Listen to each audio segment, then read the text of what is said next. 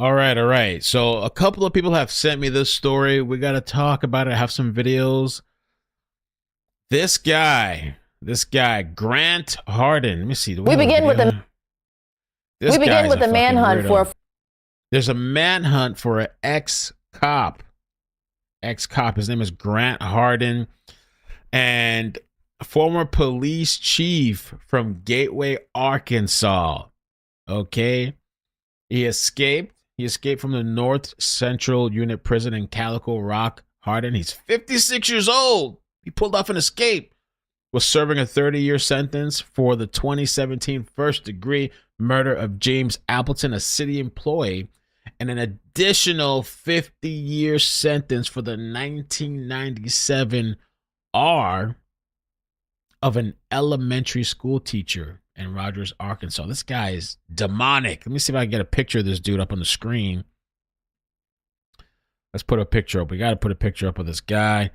Former police chief. You got to wonder, honestly, when they find people like this that are twisted, disgusting, depraved, a former police chief, you got to wonder what kind of things this person has done to people that were incarcerated, to people that were locked up. He's taking advantage of people in a position of power, law, order, and crime. Are we live? Did I launch? Says excellent. Okay, good. Just wanted to check. That's crazy. Police chief. If I got locked up from this guy, if I got any kind of ticket, how many people has he taken advantage of? How many people has he AR'd?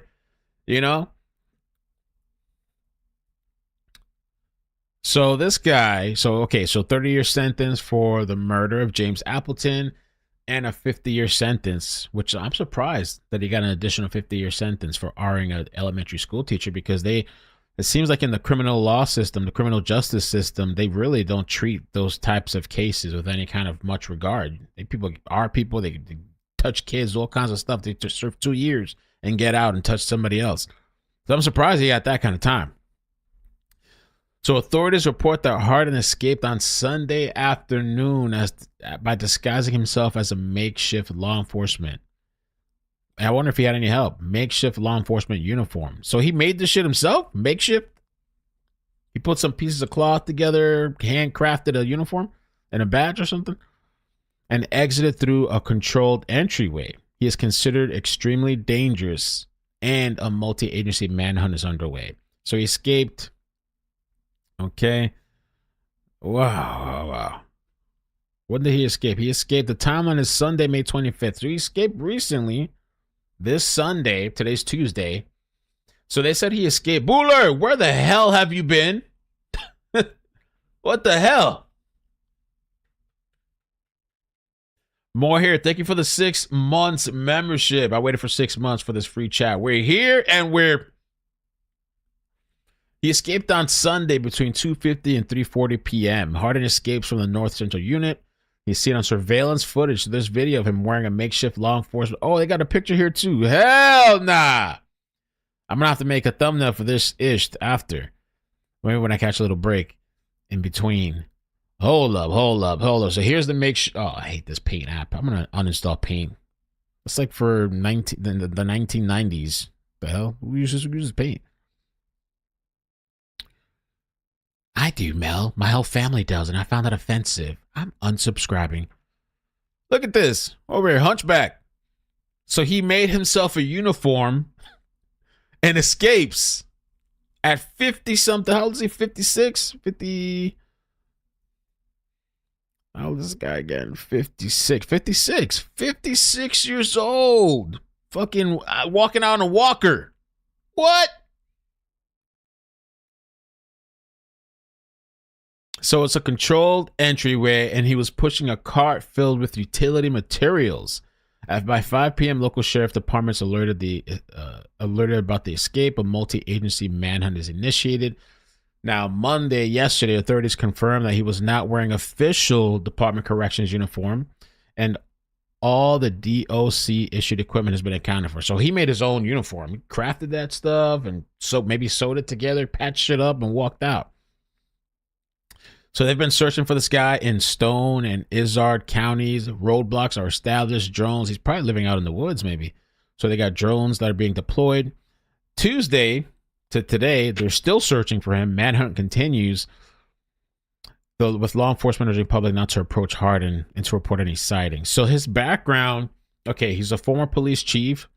They said for about 4 months in early 2016, his law enforcement career included multiple disciplinary issues, including terminations and resignations due to his misconduct. It was wild, this guy. 2017 murder conviction. Hardin pleaded guilty to first-degree murder of James Appleton, a city water department employee who was shot in the head while sitting in his car. I want to know more about that. Why did he shoot this guy? What was his motive? And then in 29, after he shoots and kills somebody in 2017, pops him in the head. In 2019, he's convicted of R. Now, what happened, they're saying, is while incarcerated, they found DNA evidence that linked him to a 1997 R of an elementary school teacher. He pleaded guilty and received an additional 50-year sentence. So he was already locked up for murder. They just, I guess they found this DNA evidence from 1997, and he was charged with that as well. And that's what I'm saying. Like, who knows how many people he's R'd or taken advantage of, how many people he's blackmailed. You got to do this, or I'm going to arrest you or charge you or whatever. That's crazy, dude. Look at this guy. Former police chief, now runaway inmate, as it's now been more than 24 hours since Grant Hardin escaped the North Central Unit in Calico Rock. Tonight, Jacob Luthi has more on the search and how officers are conducting it. The search continues. Checkpoints scattered throughout Izard County Monday as law enforcement personnel look for any sign of Grant Hardin. Department of Corrections is out there, Arkansas State Police, U.S. Marshals. We've had Fish and Game helping out, local sheriffs, local police departments. Pretty much anyone that can spare some officers. Photos here from the Arkansas Department of Corrections shows what appears to be Hardin leaving the North Central Unit in Calico Rock wearing a makeshift officer's uniform. Wild, dude. In 2017, Hardin pleaded guilty to murdering James Appleton near Garfield. And in 2019, he pleaded guilty to the 1997 rape of a Rogers Elementary School teacher. Crimes for which he received a combined 80-year sentence. Rand Champion with ADC says search efforts Monday focused mainly in the area near the prison. We have a K-9 team that's here at this area. We have a lot of different agencies that are from this area that know it a little bit better. We're hoping that plays into our favor. What was supposed to be a busy Memorial Day for Main Street Calico Rock instead used as a major checkpoint for police. As far as our businesses being closed, I understand that the other businesses that are normally open were closed because of that, because of the breakout. Lori Lane works for a local antique shop in the city and says the heavy police presence eases her mind. It's a little disconcerting, but very rural area. I would have expected somebody would be hiding out in woods, not coming into town. As the search continues, the Department of Corrections now looking into how Hardin was able to escape. We've been doing a very meticulous review of all the surveillance footage inside, trying to put together a timeline, trying to even backtrack, a few days, a few weeks, just leading up to see if there's anything that could kind of give some insight into what's going on. But yeah, it's a very thorough investigation right now. Well, the Arkansas Department of Corrections also says that in their internal investigation, they will be looking at policy and protocol to make sure this doesn't happen again. More info on Hardin's ties to the area and criminal history are also available on our website. So yeah, I think there's another clip I want to show. I'm going to play. I think that this guy, yeah, for sure, he's considered armed and dangerous. He's killed before. He's R'd before. I think he has nothing to lose. He's 56 years old. He doesn't want to get locked up again. Pretty much it's a death sentence. So he's going to do everything he can to get away. I wonder what he's going to, I want to look up where this prison is located. I know they said Arkansas. Crazy. A lot of people are escaping. You would think with the technology these days, futuristic cameras, face detection, everything's listening to you. This phone started talking to me this morning. I wasn't even talking to it. This shit just started talking to me. I'm like, no, I wasn't talking to you. It's always listening. So I'm surprised people can still pull this off. And there was an escape in Ohio too the other day. I think all these prisoners are like, damn, we can get out of this shit. Hardin is underway with a heavy police presence in north central Arkansas. This is a search widens. Police say that they're working with surrounding states and warning people that Hardin is considered extremely dangerous. Yeah, let's go out live to reporter Jacob Luthi, who is live there on the scene, boots on the ground. Jacob, anything new this morning? Yeah, good morning, Joe. No, but one thing I do know is that the search efforts really continued through the night. I asked the Arkansas Department of Corrections yesterday, kind of before we left here around 7 p.m., if this was something that was going to go on through the night. Were they going to suspend the search, just given the fact that it was raining all day? Visibility has been pretty low, but they said no. They were going ahead and search all throughout the night. But one thing I did want to show you is this is a scene that we've seen all over town. Now, we have come across these checkpoints all day yesterday and so far this morning, with police asking questions, looking through vehicles, opening trunks, really being on the lookout for any sign of Grant Hardin after he escaped on Sunday afternoon. Now, I'm going to also go ahead and show you some footage from yesterday, just showing just how heavy the police presence has been here in Izard County. And that's because officials yesterday believe Hardin to still be nearby. But again, as time goes on, they say that search area will have to expand. We know crews, again, were working throughout the rainy night to try to locate Hardin. Those efforts include these checkpoints, searches with drones, as well as K9 units. The rain has been hampering that part of the search a little bit, but local, state, and federal law enforcement are all on the ground here. And given his violent history, Rand Champion with ADC tells me that crews are using every tool at their disposal to try to find Hardin.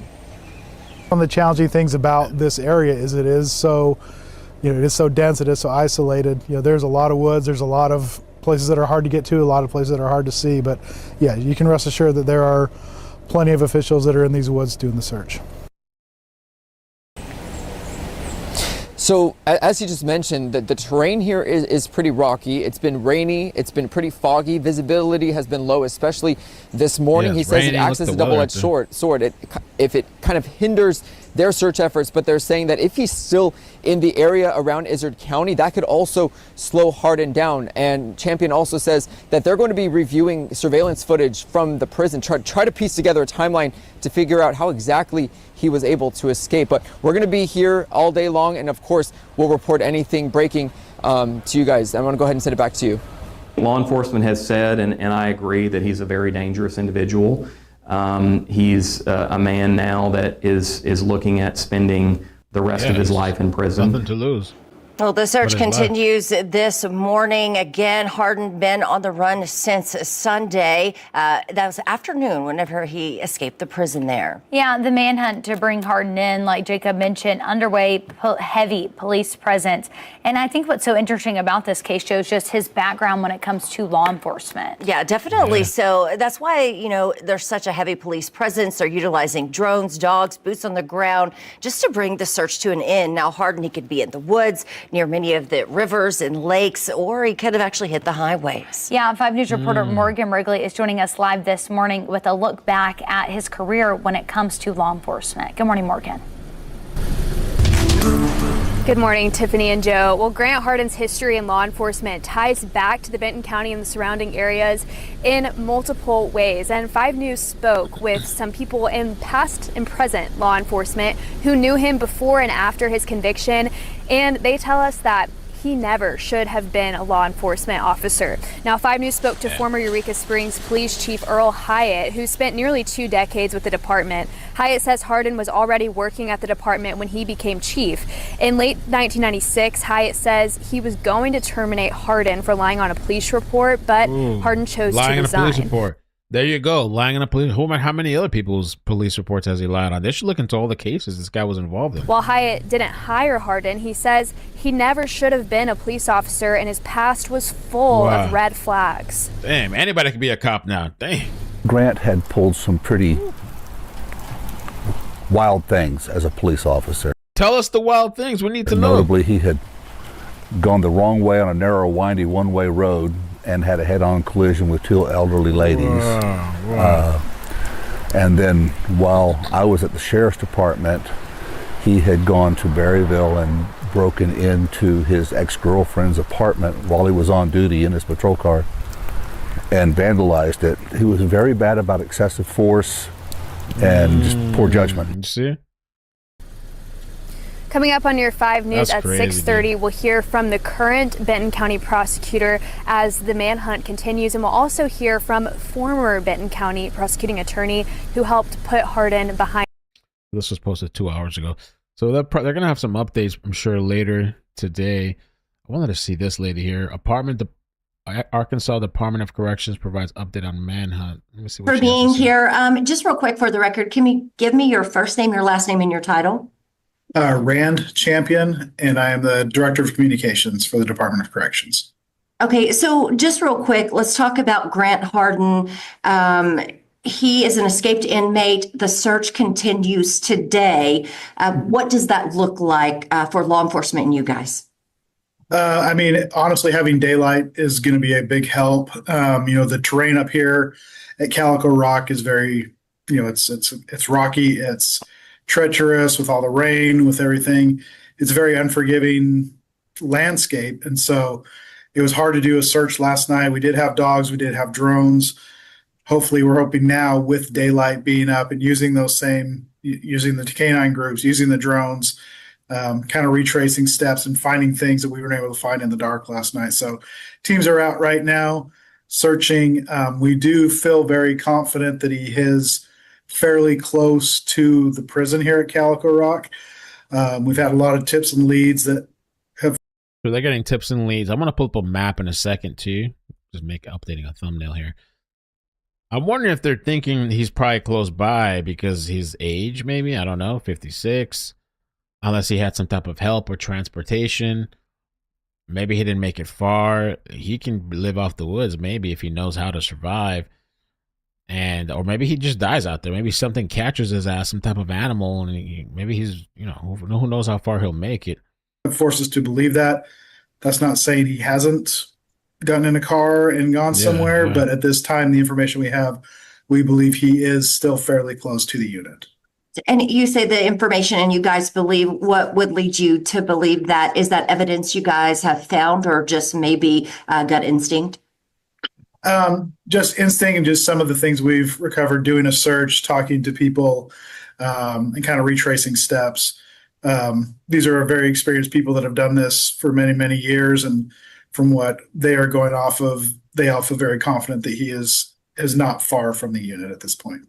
Gotcha. And what does it look like with all of the rain that we've had? Will that hinder the search in any way, make it more difficult? It has made it tricky. Yesterday there was a lot of rain and that affects the dog searches with the scent. We're hoping at some point with all the rain and as cold and as wet as it's been, that's forced him to not move as fast, kind of slowed him down a little bit and forced to take shelter. So it does have its hindrances, but it also does have its advantages as well, and hoping those will play in our favor. And what is nearby? Where could he possibly go? Would that be interstates, river, forest? What does that look like? A lot of rivers, a lot of foresty areas, a lot of farms. There's a lot of farms up in this area.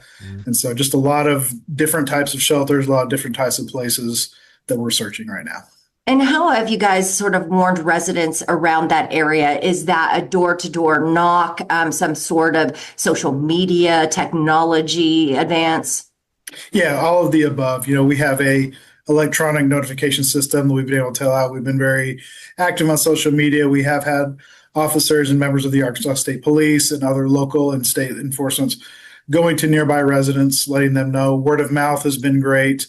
But basically anything we can do to utilize and make sure people in this area are aware we've been doing.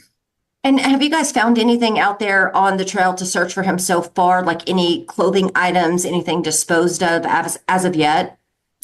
There have been a few things that have been found, which have kind of helped us pinpoint and why we believe that. And so we're hoping to find more this morning. Understand. Okay. Can we talk about whenever he escaped on Sunday? Could you just sort of run me through how that happened when you guys noticed it happened? It's just kind of how it happened was just on a regular patrol look. He was not accounted for in a call, in a roll call. Surveillance footage did verify that, we did see the image that's been floating around of him wearing a makeshift outfit. That is not a standard inmate uniform. That's not a standard Department of Corrections uniform. That was a makeshift thing to mimic law enforcement. And that is what we're looking into now, is how that was made, how that was acquired, and how he was able to get outside the gates with that on. Gotcha. Okay. So you don't know exactly how he got a hold of that? Maybe if he stole something or if it's something he had in his cell? We're not sure yet. We're all still looking into that. It's still an ongoing investigation where, what that even comprised of and how he was able to get a hold of that. I see. And how much video is there of him from the time they did the check to him leaving? How much video does it show him throughout the prison? That's what we're also looking for as well. We're going back through all of our, surveillance cameras throughout the entire unit, trying to find what we can to piece that together. Understand. And talk about real quick, doing the count on him. You said noticed through a regular count that he was missing. How long before that count had he been checked on or counted before that? From what we can tell now, it was about 10 to 15 minutes that we're trying to account for where the last time he was seen and when the surveillance video was, 15 minutes, when he's caught on surveillance. Do you guys believe that anyone else was involved in this or that he acted alone? That's still something we're looking into at this time. I see, definitely. Is there anything that we need to share with the public to look out for, what he could be wearing or potentially maybe what he looks like that it doesn't show in his mugshots? No, I think it's pretty, we're not sure at this point whether he's still wearing the uniform that he was wearing when he escaped. We tend to believe he's not, but at this point we can't rule that out. Again, I think the mugshot that we have of him is fairly recent. It was taken a few months ago. So, all right, let me just pause for a second. So this is the prison right here. They said, I believe this, North Central. Just get a little visual. That's North Central Unit. Okay, this is what the prison looks like. Let me just double verify. Yeah, North Central Unit Prison in Calico Rock. Okay. So, there's a lot of open land, but he has these trees and stuff. I mean, if he makes it past this general area here, all this open land, he has a lot of places he could hide. But he's also on foot. He could have got in a car I don't know if he has access to that help. There's a town over here. What is this little town here? Lynn's Grooming and Boarding. Somewhat. Oh, there's like some houses kind of sparingly around the area. Oh, there's more of a town down here. Calico Rock. So he probably would stick out like a sore thumb. Maybe it looks like small towns, not really like any kind of big cities. Let me see. Can we get a visual from the parking lot? No. What about the road? They haven't sent nobody from Google over there to check this area out? Get some live. Oh, Google. We need to send somebody out there. Oh, nothing, huh? Oh, hell no. I want to see if I can find some video, I guess, of the place. What is it? Almost look like a landing strip. Is that a landing strip?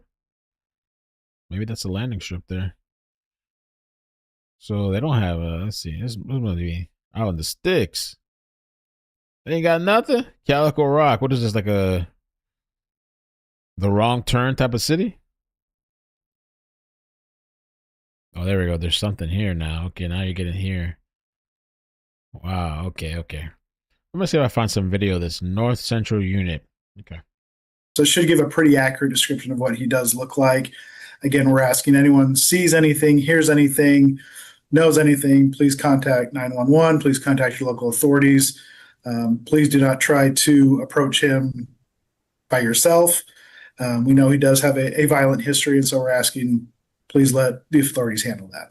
And speaking of that, the violent history, since this is a person who had life in prison, do you feel like he has nothing to lose? And how does that play into the search for him and the aggressiveness of looking for him to capture him to bring him back in? Sure, that's definitely a factor. Those that face a longer sentence, Mm. they do tend to be a little bit more risky. They do try to take a little bit more chances. All right, we're gonna have another live stream. Apparently, there's another update coming on. Liverpool parade update. Let me Knowing, check it like you out. said, they really don't have a lot to lose. So it does make us even more on guard and wanting to bring this to an end swiftly. Can you talk about the scope of the amount of law enforcement across the state that are working on that? Is this just a few counties? Is this across the entire state of Arkansas? It's been across the entire state. We've had, I can't speak to exactly how I've been here, but I know we've had Arkansas State Police, we've had Game and Fish, we've had a lot of local counties, a lot of counties throughout the state, just state officials. So it has very much been a collaborative effort across multiple agencies across the state. Gotcha. Are you guys looking into any contact that he had with anybody through phone calls or mail prior to the escape? Is that part of the investigation as well? All of that we are looking into past actions, seeing if there's something we're missing or a pattern that can help us determine what his plan was and where his whereabouts may be. Understand. And are there any ties to obviously Benton County in Arkansas, but any ties to any other parts of Arkansas that you guys are keeping an eye on? I mean, at this point, it's hard to know exactly who he knows and where he knows, and so we're making sure we're keeping a very broad net on that. Obviously, Northwest Arkansas is where he has family; it's where he's from, so that is an area of concern. But we can't rule out any part of the state. Understand. And what about other states regionally connecting Arkansas? How are you guys working with their law enforcement to warn them or to pull them in on the search? Sure, we've been in contact with neighboring states as well. Obviously, where he lived and where he was the police deputy is right on the border with Missouri, and so making sure bordering states know. I think anytime a situation like this arises, we want to make sure everyone around is aware, just because we don't know what his plans are, we don't know what the flight risk is, and so I want to make sure all those surrounding states are aware. And was there any reprimands or was he in any trouble prior to this or his time in prison at all? Did he get any reprimands? I mean, according to his file, he had no major disciplinaries, but that's really all we know at this point. Gotcha. Have you guys reached out to family and or victims or family of victims to warn them? And what does that conversation look like? Yeah, they were among the first that we reached out to, both his immediate family and families of the victims that we had, just to make sure they were aware and that they can be on the lookout for sure. Okay. Anything else that you'd like to share that maybe I didn't ask you think's important? No, I think it's just, we're trying to make sure we do our due diligence. Understanding there's weather coming in later today, which could play a factor again, both as a hindrance and maybe an advantage. And so, again, our big thing is just, please, anyone, if you see anything, hear anything, please reach out to authorities and hopefully we can bring this to a swift conclusion.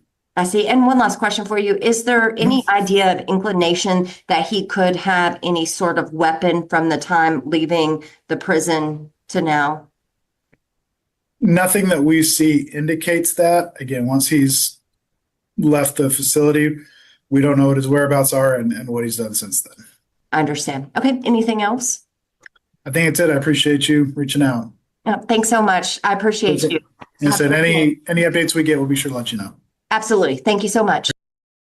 Okay. So we'll keep updated with that. They're about to do a press conference now about the Liverpool vehicle car that slammed into the crowd of people, multiple injuries, 4 children injured, I believe dozens of people injured. I haven't heard of any deaths, which is good so far. I don't know. There's going to be a press conference coming up.